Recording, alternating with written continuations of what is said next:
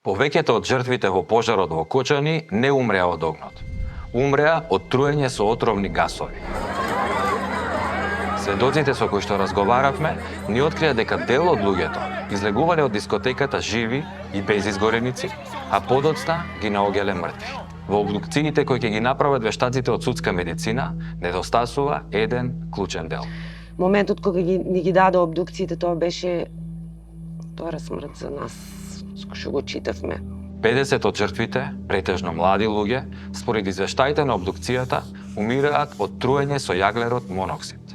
Кај ниту еден од нив, концентрацијата на јаглерод моноксид во крвта не го надминува фаталниот праг од 60 до 70%.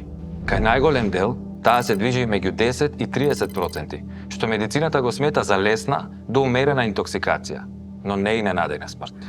Андре кај мене имаше 14,4. Има деца што има 5,7. Значи тие родители сега знаете ли како се чувствуваат? Таа ноги во пулс, кратко по избавувањето на пожарот, почнува да се шири невообичаен и интензивен мирис на хемикалии. Во сведочењата, преживеаните раскажуваат дека почнале да се гушат. Некои се чувствувале зашеметено, а други пак не можеле воопшто да се движат. Од запалениот плафон почнале да паѓаат црни капки врз луѓето, заглавени внатре во дискотеката. 17-годишната Мелиса Велиова осетила како и се запалила косата, иако во близина немало пламен. Се удирала по главата за да го сопре горењето. Во пожари како овој во пулс, огнот не е единствената закана. Најголемата опасност се отровните гасови. Побрзо го изгасиме со нешто. Во пулс горел полиуретански сунгер. Овој сунгер гори одма брзо. Кога полиуретанот гори, испушта водороден цијанид. Гас кој што е толку смртоносен, што во Холокаустот бил користен за да се усмртат милиони луѓе во нацистичките гасни комори. Едно длабоко вдишување може да предизвика дезориентација. 2 вдишувања може да предизвикаат губење на свест. 3 може да бидат фатални. Токсикологот Нико Бекјаровски објаснува дека смрт од јаглерод моноксид не настанува веднаш, туку по подолга изложеност. При труење со цијанидис настанува фактички смрт на самата клетка, односно на клеточното дишење, и поради тоа времето на појава на смрт е многу пократко. Доколку немало цијаниди, веројатно најголем дел од починатите би биле изнесени живи и не би починале. Иако нивоата на јаглерод моноксид кај загинатите биле ниски, судска медицина не испитала присуство на цијанид во крвта.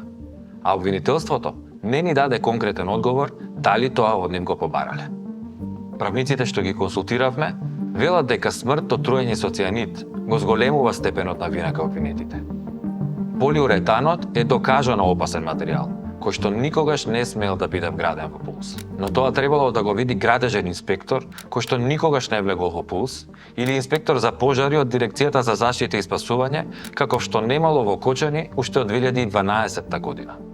До денес, државата нема назначено таков инспектор. Со заклучена помошна врата, прозорци затворени со лим и вентилација зазидана со гипс картон, дивата дискотека Пулс се претворила во гасна комора исполнета со коктел од смртоносни отрови, како цијанид.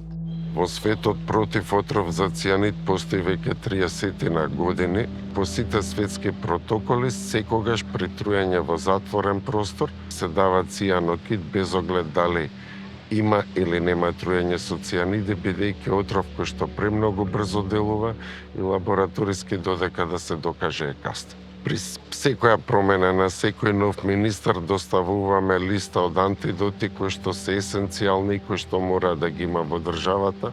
За жал, поголем дел од нив се уште ги не.